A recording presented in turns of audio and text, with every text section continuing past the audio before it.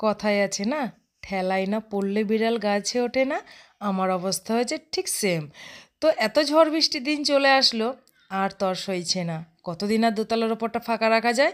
না, এবার ফাইনালি এবার স্লাইডিং লাগাতে হবে। জানলা দরজাগুলো এবার হলো ঢাকার সময় চলে এসছে, কেননা এত বৃষ্টির ছাট আসছে ওপরে, দোতলার ওপরে। কারণ 2-3 দিন ধরে বৃষ্টি হচ্ছে, ঝড় হচ্ছে, পুরো দোতলাটার ওপরে পুরো ধুলোতে ধুলো হয়ে যাচ্ছে। তো তার জন্য চলে আসলাম কাচের দোকানে সন্ধ্যাবেলায়।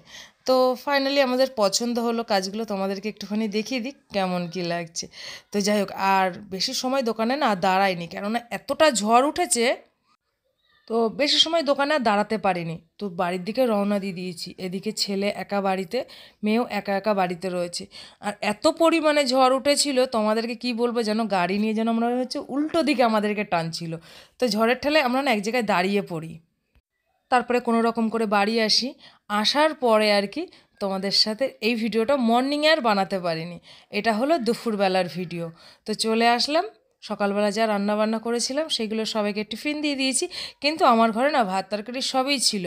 তো আমার না একটা জিনিস বেশ ভালো লাগে, গরম ভাত, কিন্তু যদি সেদ্ধ ভাত হয়, কিন্তু আমি মাছ মাংস কিন্তু রেখে দেবো, আমি কিন্তু আগে ওই ভাতটাই খাবো।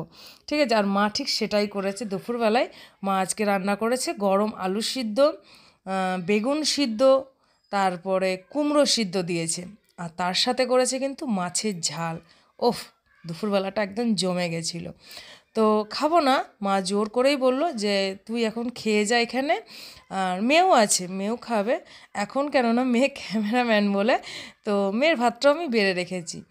তো বন্ধুরা, তোমাদেরকে সবাইকে অনুরোধ করব আমার প্রত্যেক দিনের ভিডিও দেখার জন্য তোমাদেরকে। আর অসংখ্য ধন্যবাদ এই কারণেই জানাবো যে তোমরা আমাকে এতটা ভালোবাসো, এতটা সাপোর্ট করো। প্রত্যেকদিন তোমরা আমার যে ভিডিওগুলো দেখো, এত সুন্দর সুন্দর কমেন্ট করো। তোমাদের কমেন্টে আমি রিপ্লাই তোমরা পাচ্ছ কি না সেটা কিন্তু একবার আমাকে জানাবে, ঠিক আছে? যে কারা কারা পাচ্ছ কমেন্টের রিপ্লাই, আর কারা কারা পাচ্ছ না। তো আমি অবশ্যই চেষ্টা করি সবাইকে রিপ্লাই দেওয়ার জন্য। আর মাছগুলো দেখো, আমার মা দেখিয়ে দিচ্ছে তোমাদেরকে যে একটুও ঝোল হয়নি, পুরোটাই শুকনো। ঠিক আছে, আর এরকম মাখা মাখা ঝাল ঝাল খেতে বেশ ভালো লাগে। আর আমাদের বাড়িতে না আমি ঝাল ঝালটা খেতে পছন্দ করি, কিন্তু হ্যাঁ আমার হয় না, আমার কপালটাই এতটাই খারাপ। ছেলে ঝাল খায় না, মেয়ে খায় না, তোমাদের দাদা খায় না।